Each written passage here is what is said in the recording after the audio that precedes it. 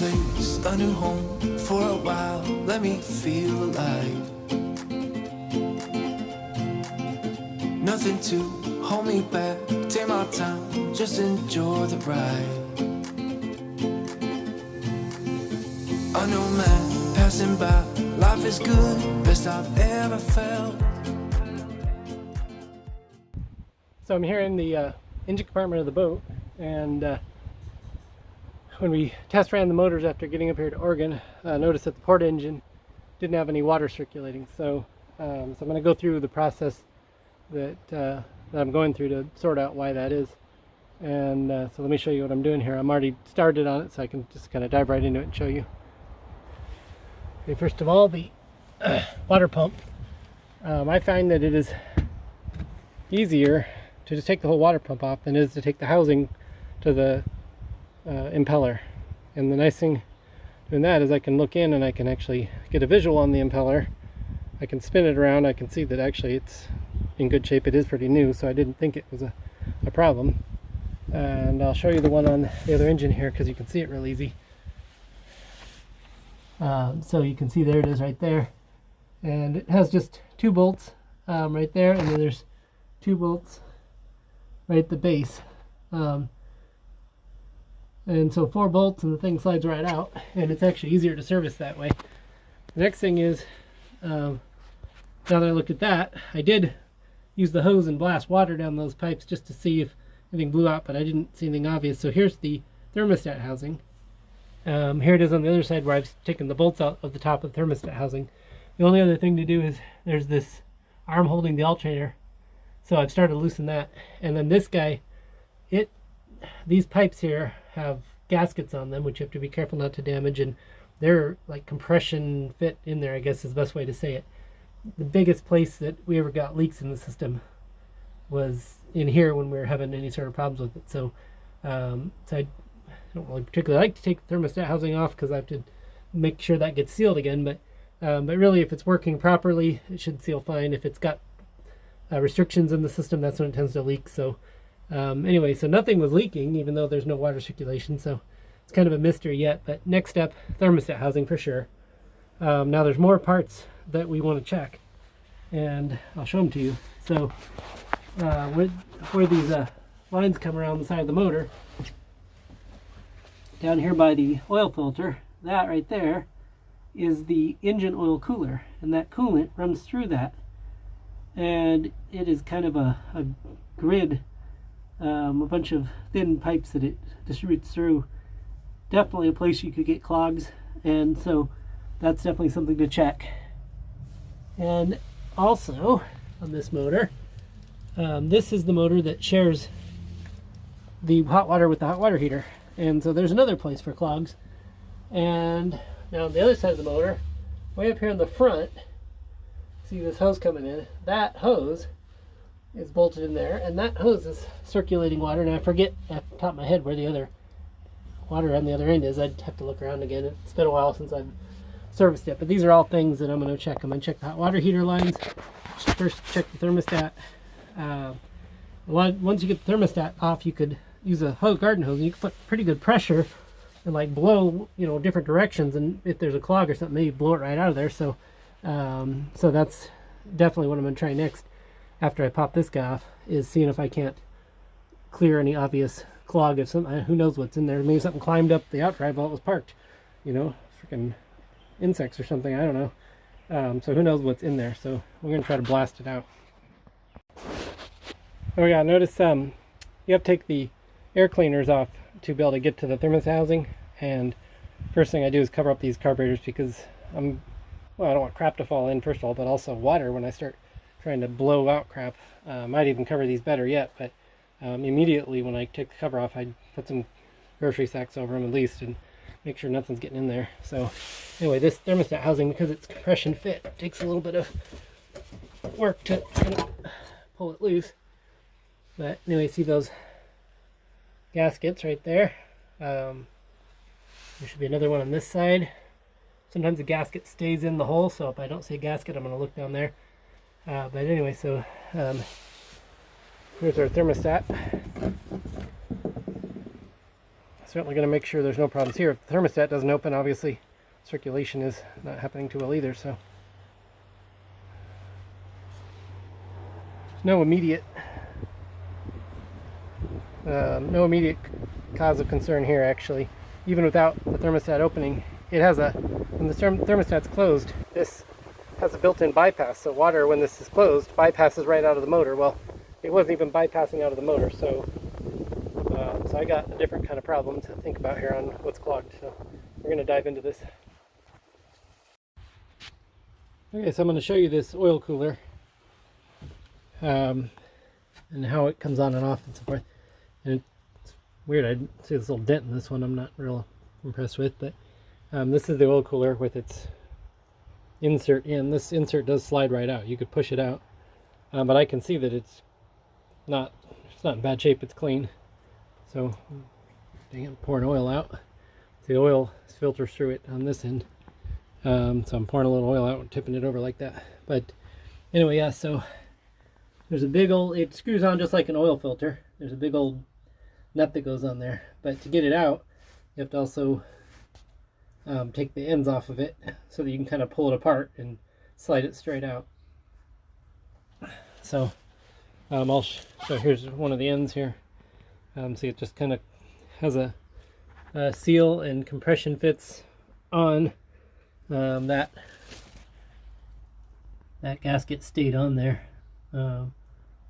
Clean this up a little when I put it back on, obviously. So anyway, the weird thing is I'm still looking for a obvious clog or anything, and so far everything's actually been in good shape. So it's kind of weird that there's no circulation, and it's very possible to just come in here with a garden hose and line pressure that I already blasted out whatever might have been in here. And maybe I gotta look back at the water pump again and make sure I'm absolutely certain it's turning right, but it didn't see anything obvious with that. So that's where we're at. Well, I've been all through the cooling system, and I have used the garden hose to flush just about every direction you can flush. Took off the thermostat housing, took off the water pump, took off the oil cooler, took off the lines from the engine to the water heater, ran water through the water heater both ways. Pretty much gone through everything, and there could have been a clog or something plugged up somewhere that I just blew out with the water hose, and there's no way for me to really know. My only other theory, since everything seems perfect, is that perhaps I'm not getting a very good seal with the garden hose on the outdrive, and I'll show you that when we do that again. So I just looked at that, and it wasn't really sealed up very good on there, and not really pushing a lot of water up through the outdrive. Obviously we're not in the water right now, so that could have been something that simple, I think. Who knows? It's lately on the boat, it seems like everything is actually really the simplest answer, but I guess not a bad exercise to go through every last thing on the cooling system, even though I've done it pretty recently. So I'm done doing it again, so I'll show you now putting it all back together. So I just had one theory. I'm looking at the water heater here. Since we did all this work on the water heater, we put these new lines on here. It just occurred to me that if I'm not getting circulation, I might have got a kink or something in here. And I wanted to immediately have a look at that, but there's nothing here that's kinked or anything. Huh. Well, that was a good theory. Well, nothing's occurring to me here that could be a problem, but I thought I better look there right away before I take anything else apart. So the water pump, once you get the spine, lined up so it'll actually go in, it takes a few tries sometimes, but otherwise it'll just slide right on. It's just a matter of tightening up those bolts and connecting this guy here. Nothing much to that. Thermostat housing right on the top, so at least it's easy to get to, but it's always the hardest thing to do. So after all that messing around with the motors, trying to figure out why it wouldn't cool properly, and all that freaking work, taking everything apart and inspecting, I have narrowed the problem down to something so simple. I should have figured it out to start with. This is the little assembly that that comes down over the intakes here on the back of the outdrives and allows you to connect the garden hose and pump water in and test the motors. Well, you can see the gasket on this is in terrible shape, and a little bit of it's folded over, and so the problem all along is just that we're not doing a good job of getting any significant amount of water up into the outdrives with the garden hose. As soon as it's in an actual body of water, it's going to be just fine. So anyway, that's pretty much the result of all that work, but at least it was a little bit of a lesson in how to deal with a cooling problem if you actually have one and it's not that problem. So I was able to take a day and get Resurrection out on the Willamette River through downtown Portland, and the only footage I shot was at speed going through town, but it's running great, so that's good news. All right, here we are running out of Portland on the end of the Willamette River, cruising at 26 miles an hour real easy, just 4,000 RPMs. Could go faster actually. Running very cool. Under 150 on both, or just a little over. That's right where the thermostats are.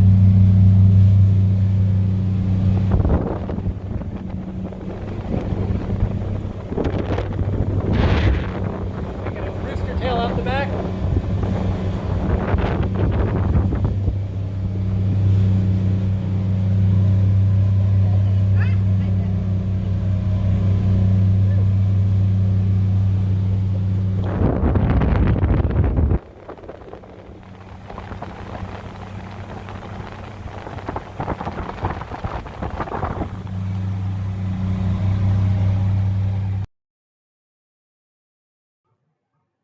It was a nice cruise, but we did find a couple problems in the end. Looking at these boots, we've come out of the water. This one's been peeing in for a while, and this one's leaking up the top down here. So, obviously some things to deal with.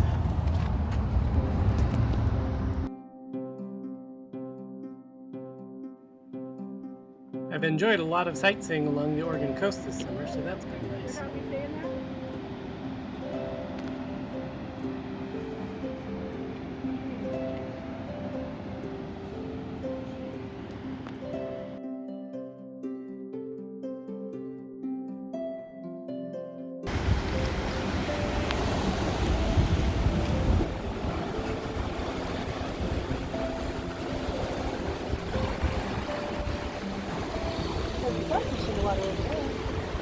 Okay.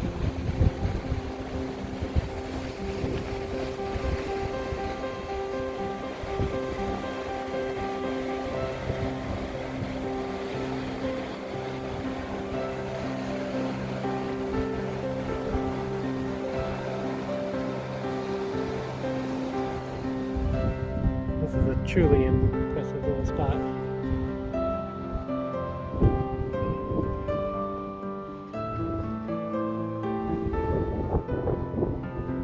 Think downline.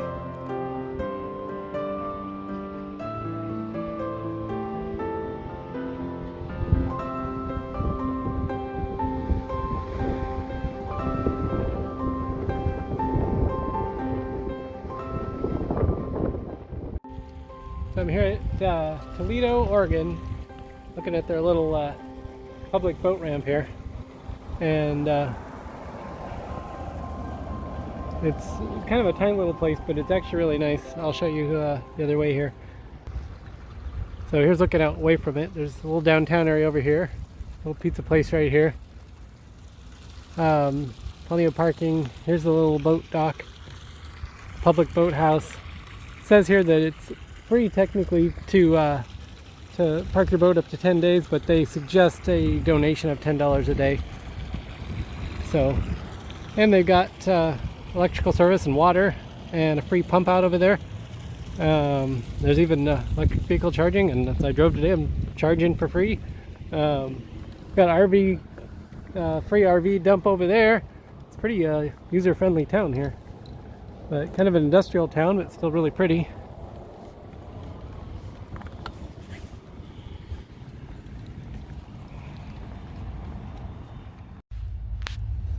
So now I'm at the park that is next to the little boat dock. It's a real nice little place.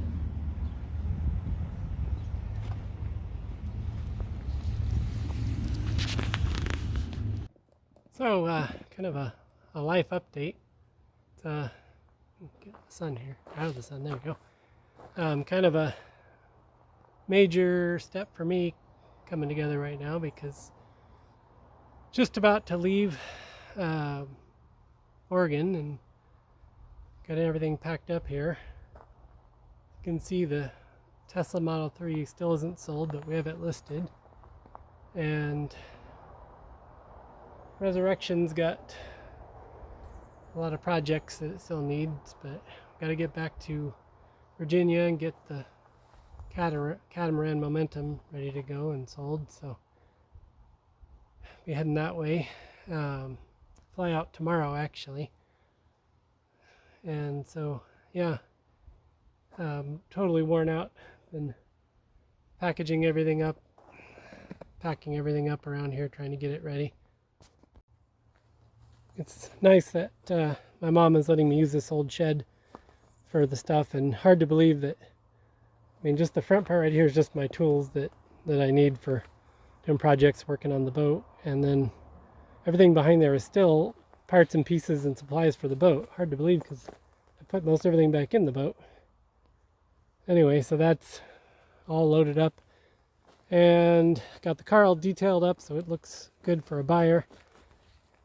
And just a few more little things on Resurrection to have it kind of winter-proof, because it's going to start raining here and it's going to be all kinds of crap from the trees falling. It's not really the best place to leave it, but got a big tarp over the flybridge now, and I'm going to put a tarp over the back, because what happens is a bunch of little bits from the tree get down in the grooves of the hatches, and then the hatches don't drain, and then water pulls up and ends up being kind of a disaster. So anyway, I've got a cover over the front hatch. I'm going to put a tarp over the back hatch, and we're going to see if it weathers the winter a little better, because who knows how long I'm going to be gone.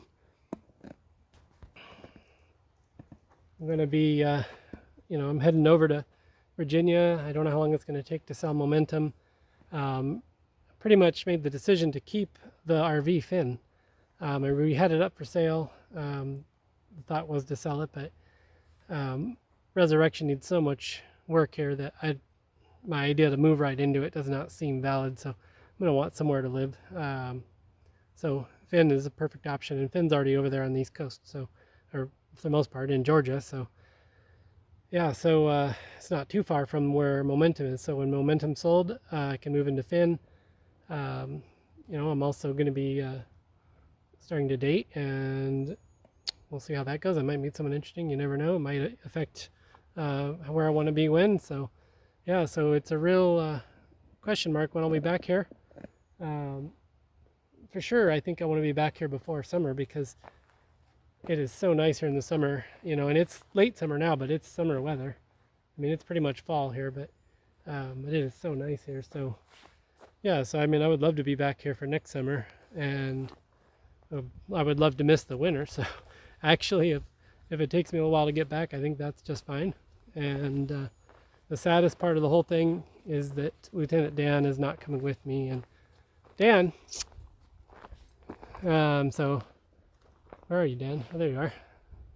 Yeah, Dan's not coming with me, and I'm real sad about that. But if I had thought more about it, I think I would have just rented a car and driven back, or just driven one of these cars, driven the Tesla back and sold it over there, and that way Dan could come. But as it is, I'm flying back, so Dan is staying with Elizabeth and here at my mom's, depending on what's convenient. And so that's the story. Off we go.